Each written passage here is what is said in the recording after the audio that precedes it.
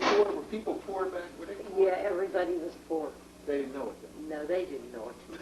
They lived from day to day. They thought they were rich. Well, where did most of them work back then? Well, now, I'll tell you, most of the colored men in Carnrgie worked on the garbage truck. Oh, did they really? That was the only thing they had.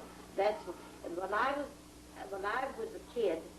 My dad was a deacon in the church, and he worked for the undertaker. Well, the undertaker's business got so bad, he had to lay Dad off. Dad went to work on the garbage truck, and then they didn't have no truck. They were drawn by horses. Right. Dad used to get up before daylight and go way back on Covich Hill. You know where Covich Hill was? Right, right. And hook up his horses and his wagon and come home and stop in and get a cup of coffee. I can And he remember walk up that. there. Huh? He had to walk up there. Oh, yeah. Mm-hmm. Then he'd come and get a cup of coffee. And then he'd go on down. His route was down in Crafton. That's where we used to get the most of our clothes. Then he had to take the horses back at night and then walk back home. It was a wagon full of garbage. Yeah. And he had to cover it up with big tarpaulin. Right. And then walk back down down. And then he'd take the wagon back up, and there was men up there that would shovel the garbage over the hill and clean his wagon out for the next day. Great. Winter and summer, huh? Winters. And what I started to think, when he didn't drink, but when he went to work on the garbage truck, the men would say, "Come on, Bob, get a drink and warm yourself up." Yeah. And he told my mother he had a drink to get warmed up. Yeah. Mom said, "Yeah, any excuse." Yeah. So that's when he started drinking. Yeah. And I used to, when I was a kid playing down on James Street with those Hammond girls lived next door, they were two little white girls. And there was a lot of kids that we played with. I'd look way up James Street and I'd see Dad coming like this. Yeah. I'd run and hide. I'd hide. And you know, I was 12 years old before he started drinking. Billy and them didn't know nothing about it. And then he'd come home and eat. My mother always had something cold. He'd eat supper. And he'd lay down on the floor in front of the grate. And it was a cold hell. I don't know how he lived. Yeah. Anyhow, on payday, we knew when his payday was. And then he would get loaded. Oh, really? Oh, damn. And he'd come home, and he'd lay on the floor, and Billy'd say, "Mom, did he give you any money?" She'd say, "No, not yet." She'd take her fingers, she'd go down in his pocket. She'd pull out a 20, give it to my mother. "Stop that, Billy, stop." No. She'd keep on.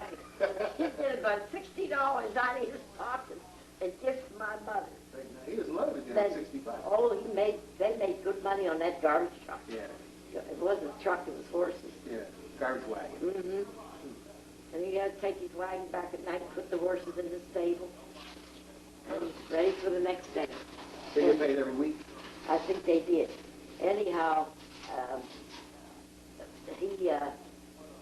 we couldn't get nothing out unless we told Dad, "I need a new pair of shoes." We had to sit on his lap. Oh, yeah. He went to chapel last Bacon with whiskey. He smelled like garbage or? Oh, he smelled like garbage and whiskey. Oh, now when did he get his part? He got part of his nose cut off too, right? Oh, well, that was years ago, years after that. I was grown up and had kids.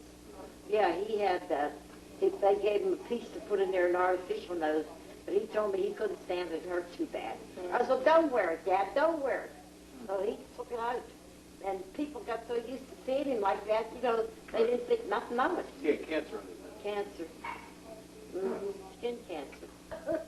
and when he went to the nursing home up in Woodville, I was driving. And me and Billy would go to see him like twice a week during the winter, even winter time.